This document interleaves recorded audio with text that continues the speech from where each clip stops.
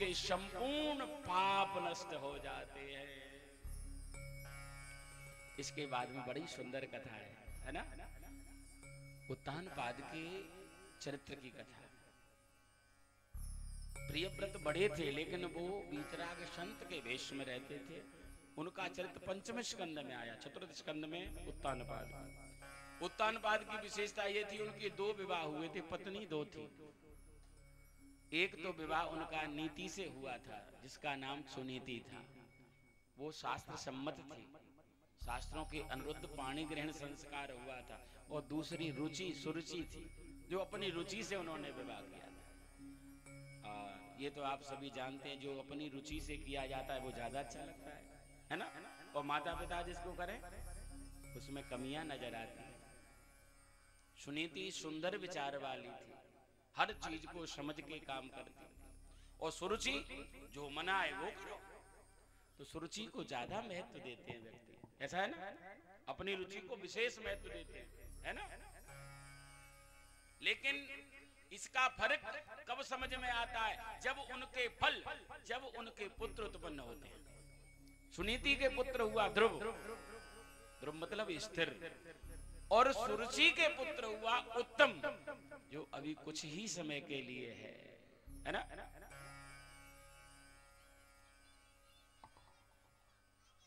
एक दिन भागवत जी में लिखा, एकदा सुरुचे पुत्र, एकदा सुरुचे पुत्र अंकम आरोप्य लालयन् उत्तमं नारुरोक्षन्तम् ध्रुवं राजाभ्यनन्दितः।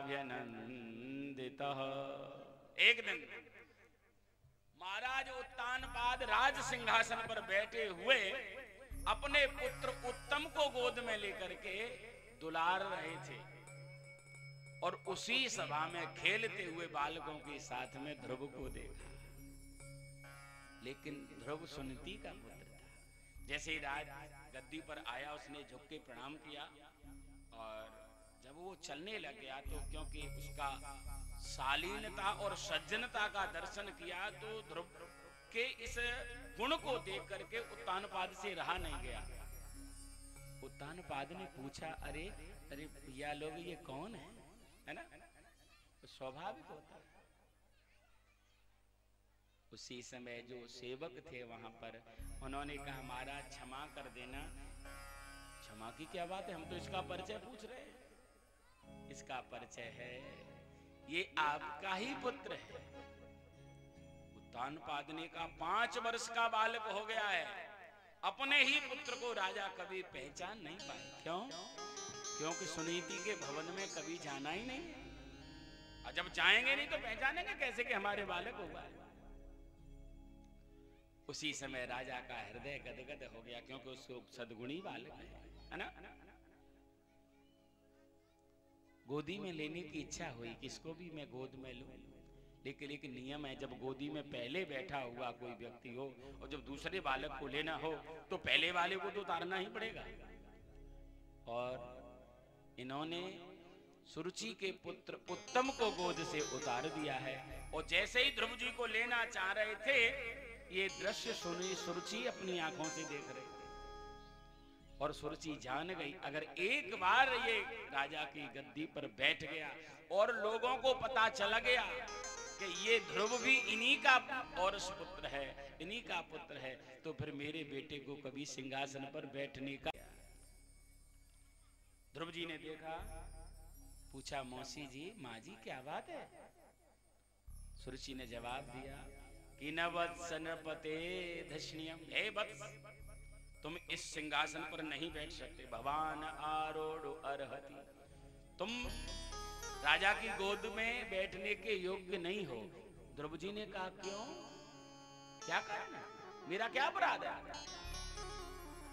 सुरुचि ने कह दिया कि न गृहीतो मया कुक्षी कुक्षावपि न पात्रम्, तुम इसलिए गद्दी पर नहीं बैठ सकते क्योंकि तुमने मेरे गर्भ से जन्म नहीं लिया है। इस सिंहासन पर और इस राजा की गोद पर अधिकार केवल और केवल मेरे पुत्र का है। ध्रुव, अगर आप सिंहासन पर बैठने की इच्छा है, पिता की गोद में बैठने की इच्छा है, तो मैं तुम्हें एक उपदेश देती हूँ, एक मंत्र देती हूँ जिससे तुम बैठ सकते हो। वो उपदेश क्या है पता है? सुरुचि कहती है कि तपसा आराध्य पुरुषम तस्यैवानुग्रहेण में गर्भे त्वं साधयात्मानं यदेच्छसि न पाषाणम्। अगर तुम्हें राजा के सिंहासन पर बैठने का मन है तो तपसा आराध्य पुरुषम, तुम्हें परम पुरुष परमात्मा की तपस्या करनी पड़ेगी। और तस्यैवानुग्रहेण में, जब वो तुम पर अनुग्रह करें तब भगवान से मांग लेना कि हमें सुरुचि मैया के गर्भ से जन्म मिल जाए। और जब मेरे गर्भ से आप जन्म ले लोगे तो तुम्हारा स्वयं सिद्ध अधिकार सिंहासन पर बैठने का हो जाएगा। आज ध्रुव जी को ये बात सहन नहीं हुई। क्यों? क्योंकि आज मैया सुरुचि इतना भी भूल गई कि जिसको भगवान का अनुग्रह प्राप्त हो जाए, क्या फिर उसे किसी सिंहासन पर बैठने के लिए किसी के गर्भ में आने की आवश्यकता पड़ेगी? ना, गर्भ इतना श्रेष्ठ तो नहीं हो सकता कि मातु सपत्न्या सदुरत विद्ध स्वसनरुषा दंड हतो यथा ही। अही माने सर्प, जैसे सर्प में डंडा मार दो, जैसे वो फुफकार भरता है, उसी प्रकार एक 5 वर्ष के बालक को क्रोध है। क्यों? क्योंकि इन्होंने अपने गर्भ को भगवान के अनुग्रह से भी बड़ा समझ रखा है। और रोते हुए अपनी मां सुनीति के पास में पहुंचते हैं। सुनीति ने पूरी बात पूछी है, ध्रुव जी ने पूरी बात बता दी। लेकिन आज की सुनीति होती ना तो महाराज बच्चे का हाथ पकड़ करके डंडा लेकर के सुरुचि से लड़ने पहुंच जाती। तेरी हिम्मत कैसे पड़ गई, तूने मेरे बालक से ऐसा कहा? लेकिन नहीं, क्योंकि वो सुनीति है। सुनीति ने बड़ा सुंदर उपदेश अपने पुत्र को दिया। क्या? बेटा ध्रुव, कि सत्यम सुरुच्या विहितम भवान में यद दुर्भगाया उदरे गृहीत स्तन्येन वृद्धस्य विलज्जते या भार्येति भावोडपसित्रमा। बेटा ध्रुव, सत्यम सुरुच्या विहितम भवान में सुरुचि सत्य कहती हैं। बेटा, मुझे दुर्भागिनी के गर्भ से जन्म लेकर के तुझे क्या प्राप्त होगा? जब अपने आप को दुर्भागिनी कहा तो ध्रुव जी ने कहा, मां तुम दुर्भागिनी क्यों हो? क्या कारण है जो तुम दुर्भागिनी हो? सुनीति ने कहा, बेटा मैं दुर्भागिनी हूं, तू चाहे तो मैं सद्भागिनी बन सकती हूं। कैसे? उपदेश कर दिया सुनीति ने कि पुत्रवती चुबती जग सोई, पुत्रवती चुबती जग सोई, पुत्रवती चुबती जग सोई, पुत्रवती चुबती जग सोई, रघुपति भगति जासो सुत होई,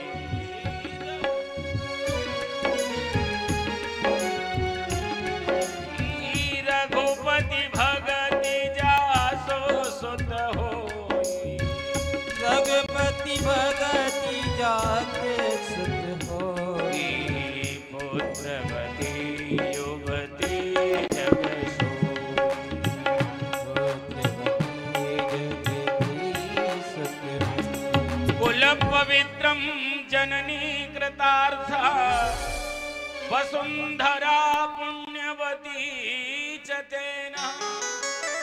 बेटा वो कुल पवित्र हो जाता है, वो जननी कृतार्थ हो जाती है जिसका पुत्र भगवान का भक्त।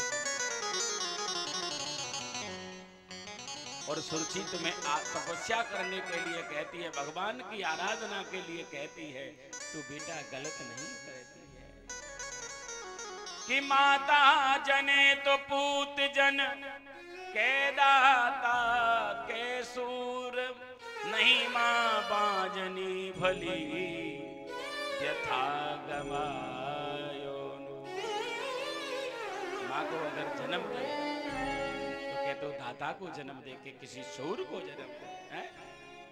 वरना क्या मतलब है? वरना तो सूकर कुकर भी पैदा करते हैं, है ना? माँ का बहुत बड़ा रोल है।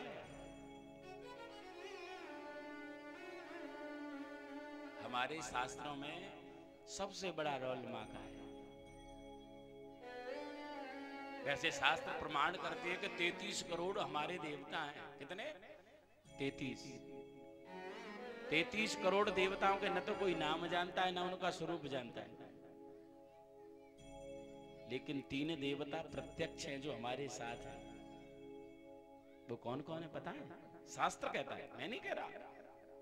सबसे पहला देव मातृ देवो भव, हमारी जो मां, जिसने हमको जन्म दिया, जिसने हमारा लालन पालन किया, जिसने अपना रक्त पेय बना करके हमारे रगों में दौड़ाया, सबसे बड़ी देवता है। और उस देवता का तिरस्कार करके मंदिर में हम पार्वती मैया को प्रसन्न करना चाहें या दुर्गा जी को प्रसन्न करना चाहें या नौ दुर्गा में व्रत रख करके भगवती की साधना करना चाहें, यह बात बिल्कुल असंभव है मेरे प्यारे। बहुत, अरे माँ तो वो है जो तुम्हारे घर में जिसने तुमको जन्म दिया है। अगर आप चाहते हो जो चाहो वो मिलेगा। और दूसरा देवता कौन है पता है? पितृ देवो भव, हमारे पिता, जिन्होंने अपना जीवन हमारे लिए कितना परिश्रम किया, है ना? और तीसरा देवता है आचार्य देवो भव, जिसने हमको इस संसार में रहने का ज्ञान सिखाया। 3 देवता के अलावा कोई देवता प्रत्यक्षदर्शी नहीं है। कि मात पिता से बढ़कर जग में है कोई भगवान नहीं, इनकी सेवा से बढ़कर जग में है कुछ काम। माता पिता से बड़ा कोई नहीं है। जो छूता है नित्य चरण सुख संपत्ति वो पाता है, मिलती हैं आशीषें उसको भव सागर तर जाता है। जो माता पिता का तिरस्कार करके आप चाहो कि हमारी तरक्की हो जाए, स्वप्न में भी मत सोचना। ये तो सच है कि भगवान है मगर फिर भी अनजान है। पर रूप माँ बाप उसकी दाता की पहचान है। ये तो सच है कि भगवान है मगर फिर भी अनजान है। धरती पर रूप माँ बाप का उसकी दाता की पहचान है।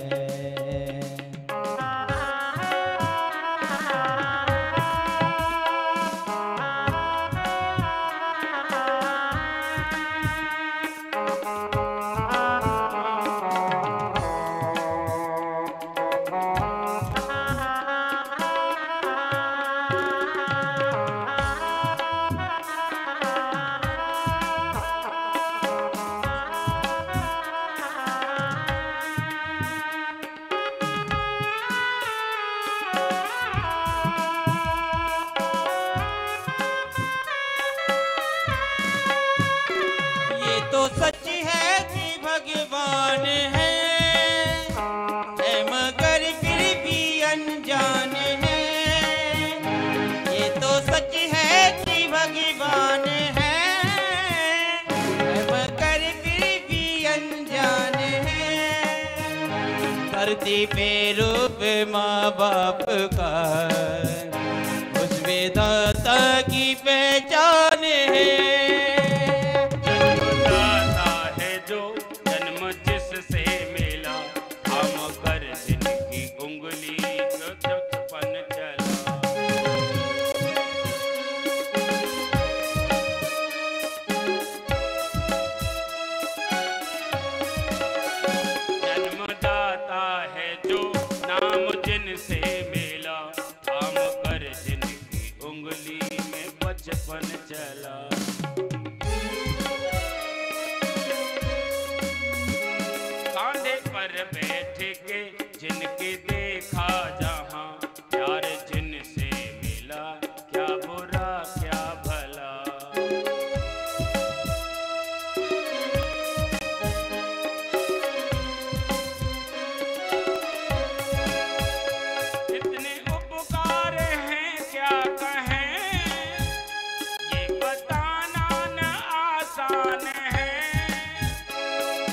पर रूप माँ बाप का।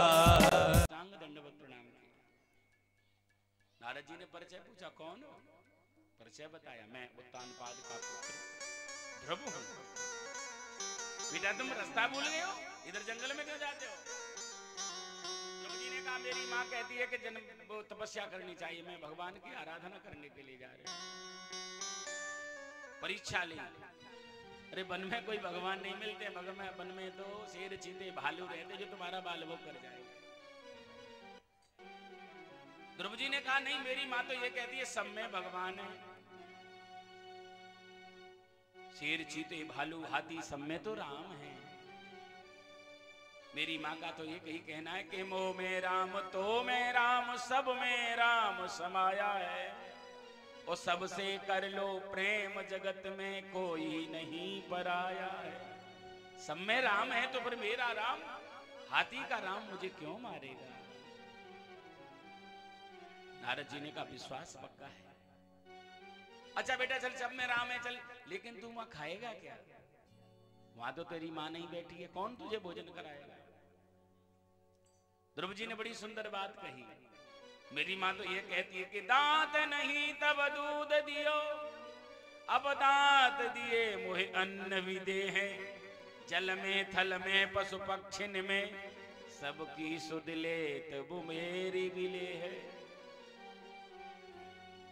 जान को दे अजान को दे, वो सबको देने वाला। जब दांत नहीं थे तब भी तो व्यवस्था दूध की थी। अब ये दांत दिए तो मुझे अन्न भी दे देगा। नारद जी ने कहा, सुनो ये बात सब ठीक है, लेकिन तुम वहां जा रहे हो, कैसे मिलेंगे भगवान? क्या तुम मंत्र जानते हो भगवान का? ध्रुव जी ने कहा, बाबा ये तो हम नहीं जानते। क्या तुमने कोई गुरु बनाए हैं? क्योंकि बिना गुरु के मंत्र नहीं मिलता। अब ध्रुव जी मौन हो गए कि बाबा गुरु जी तो हमने नहीं बनाए। नारद जी ने कहा, तो बिना गुरु के तो फिर कुछ नहीं है, कि गुरु बिना भवनिधि तरहि न कोई, जो बिरंचे शंकर सम, जो बिरंचे शंकर सम होई। गुरु बिन भवनिधि तरहि न कोई, गुरु बिन भवनिधि तरहि। पत्नी के साथ में व्यवहार आपको क्या रखना है, पुत्र के साथ में व्यवहार कैसा रखना है ना? नहीं बता पाएगा ना? लेकिन ये भी एक भ्रांति बना दी महाराज। अब तो जितने चेले सब विरक्ति के लिए पहुंच गए। अब विरक्तों के पास में तो विरक्ति है, वो तो एक ही उपदेश देते हैं, कुछ मत करो, भगवान का भजन करो। अरे कुछ न करो, ये गृहस्थी का धर्म नहीं है। गृहस्थ को तो कर्मण्य बनना पड़ेगा। अरे किसान अपनी खेती छोड़ देगा तो कैसे उसका जीवन चलेगा? सबका सब काम नहीं होता। गुरुओं के लिए तो गोस्वामी तुलसीदास जी ने भी कहा था, हर शिष्य धन सो कन हरई सो गुरु घोर नरक में पड़े। जब ऐसे गुरु का देहांत हो जाए, है ना, और सूचना मिलती है जब चेला को, तब उसे चैन मिलता है। जब तक जीवित रहता है, तब तक सांस चलती है, तब तक उसको चेला को चैन नहीं पड़ता। पता नहीं सांस चल रही है, अगर पहुंच गया तो कहीं ना कहीं कह देगा कि कूलर के पैसे तो दे दे, है ना? कि भलो भयो गुरु चल बसो, चेलन पड़ गो चैन, 6 महीना में आब तो धोती कपड़ा ले। बहुत अच्छा हुआ, बहुत अच्छा हुआ हमारे गुरु जी चले गए, वरना हर 6 महीने के पीछे अब बेटा गर्मी आ रही है, आश्रम में कूलर की जरूरत है ना? अब बेटा सर्दी आ गई, अब कंबल की जरूरत है, अब कुंभ आ गया, है ना? ध्रुव जी ने कहा, बाबा जी आपने मेरे विषय में तो सब कुछ जान लिया, अपना परिचय नहीं दिया, आप कौन है? नारद जी ने कहा, मैं नारद हूं। ध्रुव जी ने कहा, आप नारद जी नहीं हो सकते। नारद जी ने कहा, मैं नारद नहीं हो सकता। क्यों? क्योंकि मेरी माँ कहती है कि नारद को जिस व्यक्ति के जीवन में एक बार नारद के दर्शन हो जाएं, फिर परमात्मा से मिला देते हैं। और आप तो मुझे घर भेजने का उपदेश दे रहे हो, जब से आप नारद नहीं हो सकते, कोई और। नारद जी ने कहा नहीं बेटा, मैं ही नारद हूं, मैं तो तेरी परीक्षा ले रहा था। तो आप ही नारद हैं, तो गुरुजी आप ही कोई मंत्र दे दो जिससे मेरा है। उसी समय और मंत्र दे दिया कि जप्यस्य परमो गुह्यम, बड़ा गोपनीय मंत्र दिया है। श्रूयताम्बे नृपात में, हे राजा के पुत्र बड़े ध्यान से सुनना। क्या? तुझे कुछ नहीं करना है, सप्तरात्रम प्रपठन, 7 रात्रि और दिन में इसका पाठ करना, और इसी से तुझे सारा ज्ञान हो जाएगा। और वो द्वादशाक्षर का मंत्र नारद जी ने ध्रुव जी को दिया। मंत्र है ओम नमो भगवते वासुदेवाय। बेटा ध्रुव, इसी से स्नान करना, इसी से संध्या वंदन, इसी से भोजन, इसी से सोना, इसी से जागना, जो कुछ भी करे यही तेरा सबका लिए एक ही मंत्र है। बेटा जा, यमुना जी के तट पर मधुवन नाम का वन है, उसमें तू अपनी तपस्या पूरी कर। ध्रुव जी यमुना जी के किनारे मधुवन में पहुंच जाते हैं, यमुना स्नान करके अपनी साधना करते हैं। इधर विचार आया नारद जी को कि जिसका 5 वर्ष का बालक इतना श्रेष्ठ है, इसके पिता बहुत बड़ा ज्ञानी हो। जब उत्तानपाद के पास में पहुंचते हैं तो उत्तानपाद बैठे बैठे रो रहे थे।